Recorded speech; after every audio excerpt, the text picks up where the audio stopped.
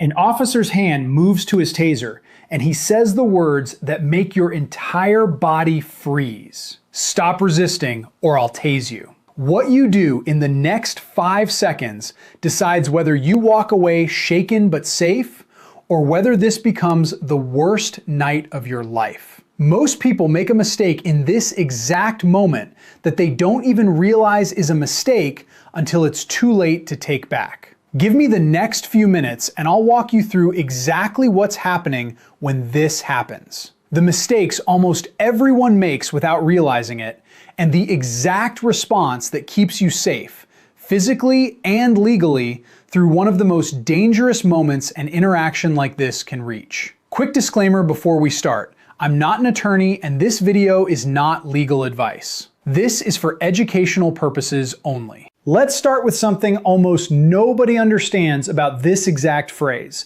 because understanding it changes everything about how you respond. Stop resisting is said for a reason that has nothing to do with what you're actually doing with your body. It's said because it creates a specific record, a verbal warning on the record before force is used. Whether you're actually resisting or not becomes almost secondary to the fact that the warning was given. This is exactly why your response in this moment matters so much. Here's the first mistake almost everyone makes.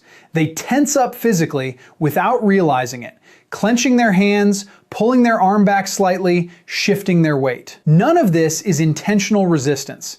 It's a completely normal, human, physical reaction to fear and adrenaline. But from the outside, in that split second, tension can look identical to resistance.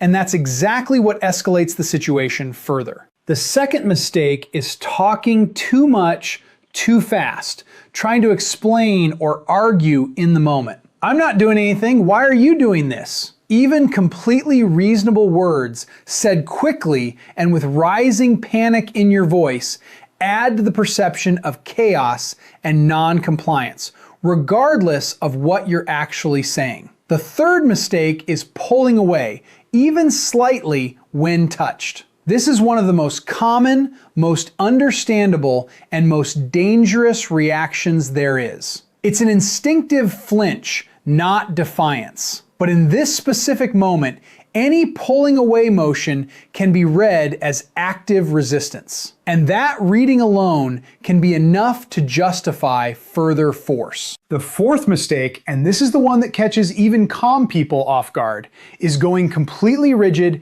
and silent, frozen in place, without any verbal indication of compliance. Silence alone doesn't communicate anything to someone who's actively worried about a threat. Without a clear verbal signal that you're complying, silence can be misread just as easily as movement can. Here's exactly what you do instead, and I want you to picture this clearly, because muscle memory matters more here than almost anywhere else. The moment you hear a warning like this, you say loudly and clearly, "I am not resisting, I am complying." And at the same time, you make your hands fully visible, palms open, movement slow and deliberate. Not frozen, but deliberately, visibly slow. Let's talk about why both parts of this matter equally, because doing only one isn't enough.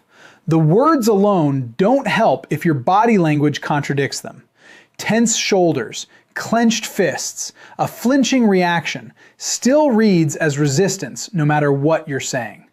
And visible compliance alone, without the verbal statement, leaves room for confusion about whether your stillness is compliance or a paused version of resistance. Together, the words and the visible slow movement create a clear, unambiguous signal that's hard to misread, even in a high-stress, fast-moving moment. Here's something worth understanding about why this specific combination works, from both a safety perspective and a documentation perspective. Everything happening in a moment like this is often being recorded.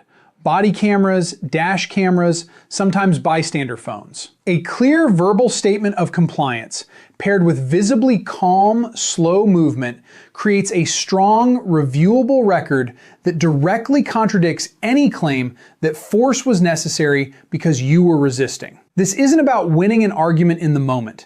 It's about creating truth on the record in real time that protects you afterward. Let's go through some specific variations of this scenario, because small differences in circumstance change what this looks like in practice, even though the core response stays the same. Scenario 1. You're already on the ground or being physically restrained when the warning is given. In this position, complying looks different. It means going as limp and cooperative as physically possible, not fighting the position you're in, while still saying clearly, I am not resisting.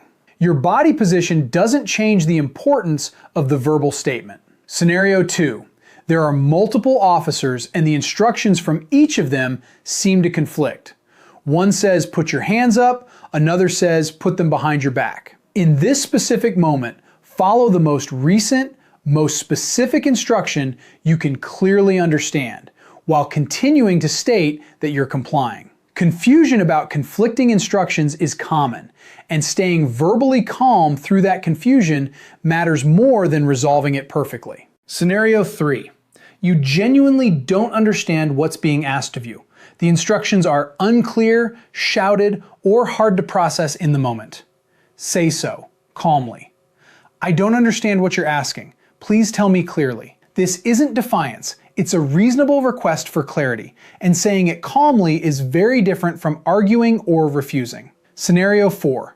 You're injured or in physical pain, and moving as instructed is genuinely difficult. State this clearly and immediately. I am in pain. I am trying to comply. This distinction matters enormously.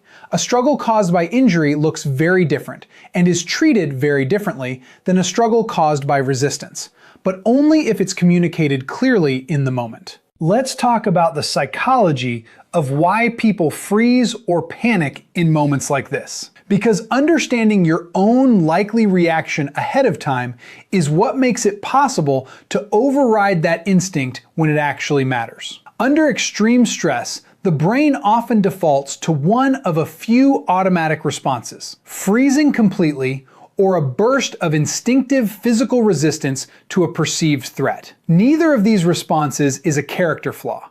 They're deeply wired survival instincts. But in this specific context, both of them can be dangerous. Knowing this ahead of time and having a specific, simple, rehearsed response ready is what allows you to override an instinct that isn't serving you in this particular moment. Here's something worth addressing directly.